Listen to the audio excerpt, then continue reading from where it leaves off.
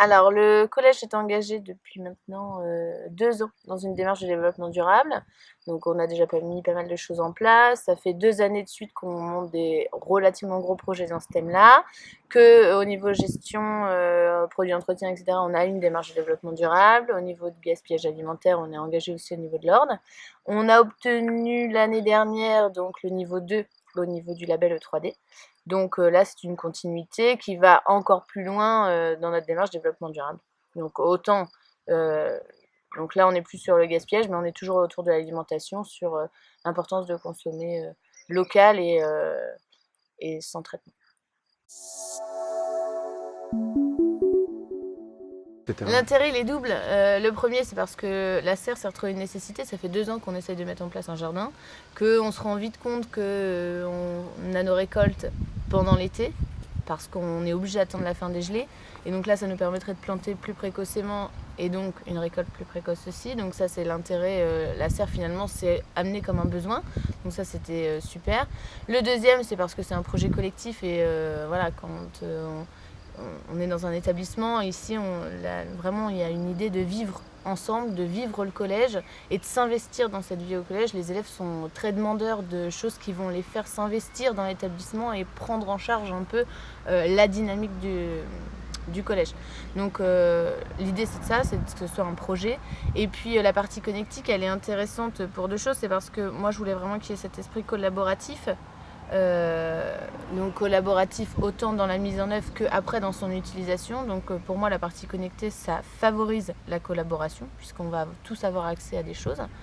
Et la deuxième chose c'est qu'au niveau du groupe fondateur du projet, enfin fondateur participant au projet, on multiplie les ressources, c'est-à-dire qu'on a vraiment des élèves qui vont être vraiment dans les compétences connectiques.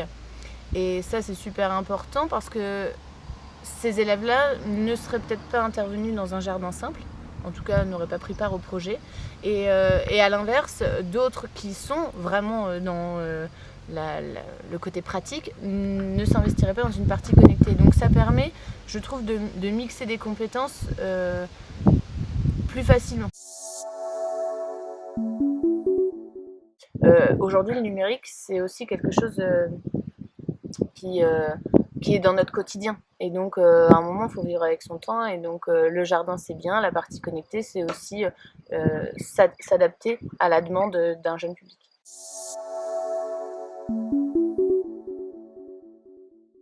2, 3 mots, je dirais enthousiasmant.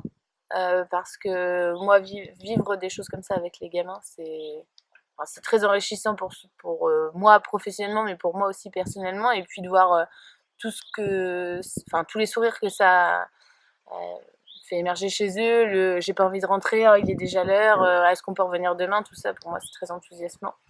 Le deuxième, eh bien, c'est aussi, ça répond à des principes de vie, c'est-à-dire que le développement durable c'est quelque chose que j'enseigne, c'est quelque chose que je pratique dans ma vie personnelle et c'est quelque chose que j'ai envie de transmettre. Donc c'est aussi une satisfaction.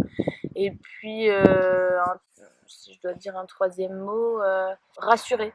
Rassurer de voir que dans les générations à venir, on est des gamins aussi motivés, aussi impliqués dans ce genre de projet, quoi.